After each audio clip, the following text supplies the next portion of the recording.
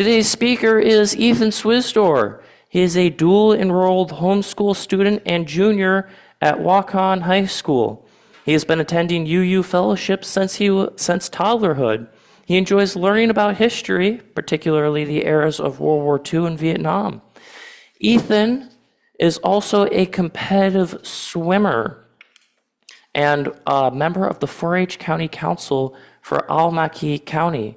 He works part-time as a lifeguard, pizza maker at the movie theater, and cook at the golf course. He enjoys 3D printing and is currently on track to finish his Associates of Science degree by 2027. He's also a really good friend of mine and a great guy. And he plans to pursue engineering in college. Come on up.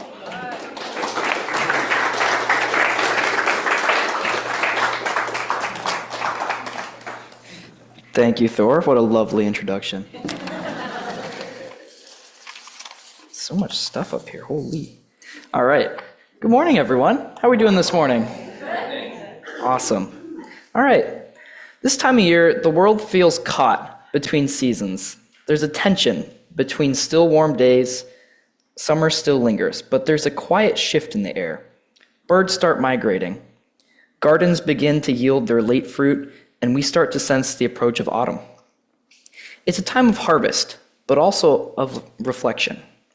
And so it's fitting that this month, on August 6th, we mark the anniversary of something that changed the world forever, the bombing of Hiroshima and Nagasaki in 1945.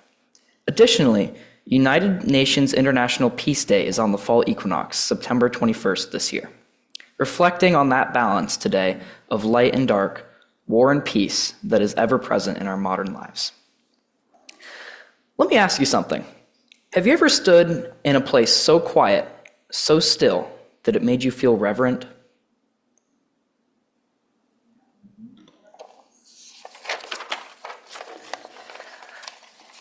That right there, that's how I imagine the world must have felt after the bomb fell.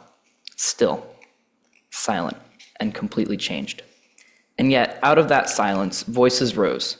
Voices that said, we must never let this happen again. One of those voices was a woman, Shigeko Sasomori. She was just a teenager when Hiroshima was bombed.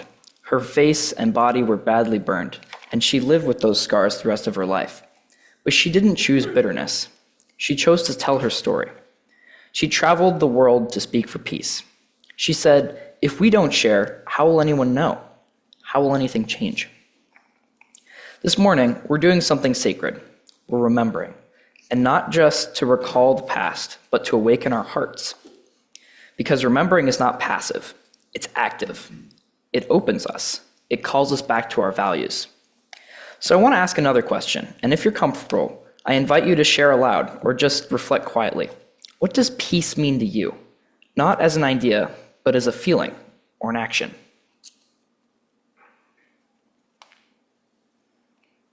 If nobody wants to, that's all right. Maybe peace is a quiet walk. Maybe it's an honest conversation.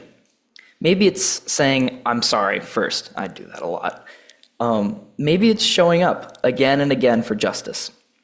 Sometimes we think of peace as the opposite of war. And sure, it is. But it's also more than that.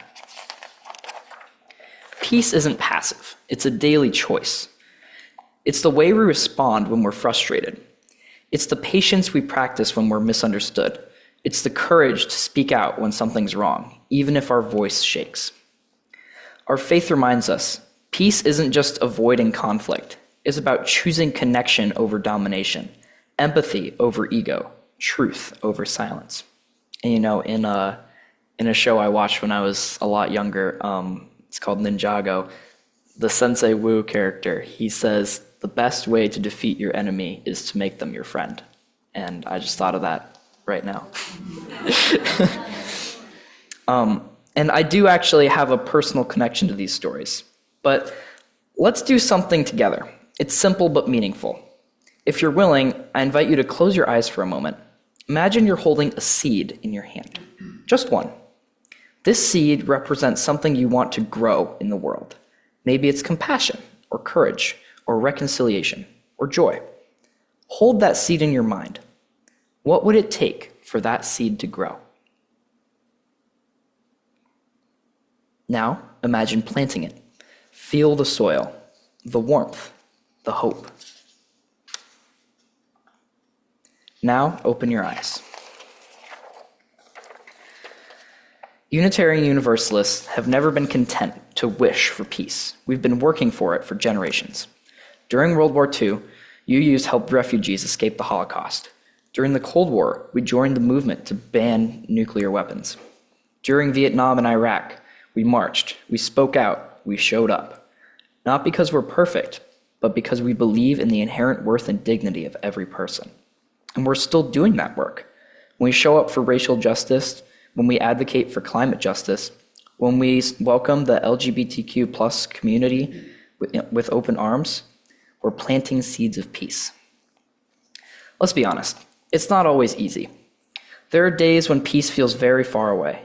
War continues, people are hurting, we're overwhelmed with bad news. But here's what gives me hope. We don't have to do everything. We just have to do something. A wise saying from the Talmud reminds us, "You're not obligated to complete the work, but neither are you free to abandon it."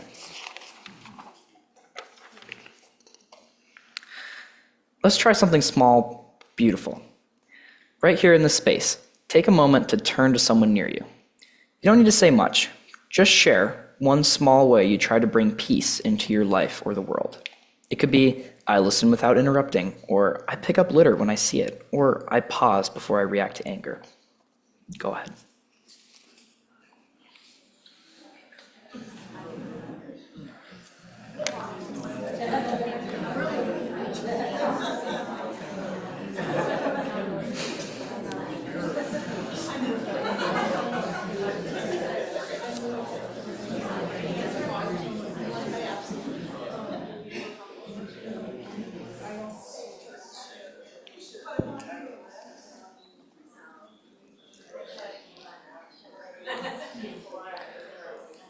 All right, and as we come back together,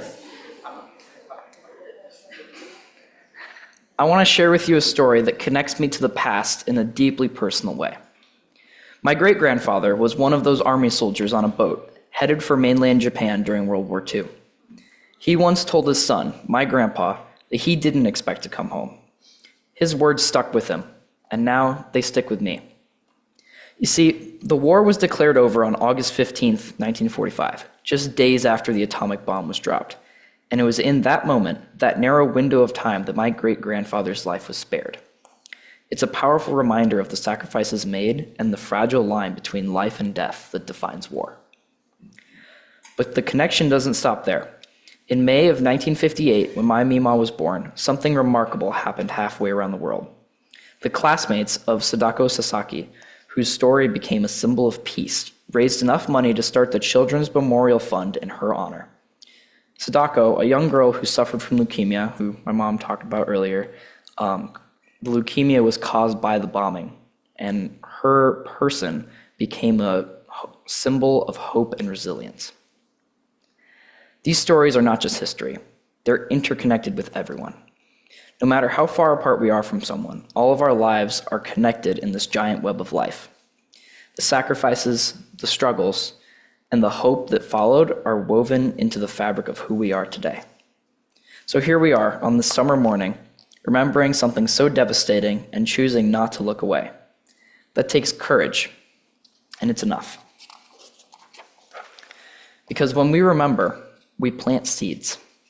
When we speak kindly, we plant seeds. When we show up, even in small ways, we plant seeds. And maybe, just maybe, those seeds will grow into a world more peaceful, more just, more whole. We may not live to see the harvest, but that's okay. Because hope is not always about what we see. It's about what we believe is still possible. So let us be people of peace. Let us keep planting, even in rocky soil. Let us keep tending, even when progress is slow. And let us trust that love will do what love does. It will grow. Thank you.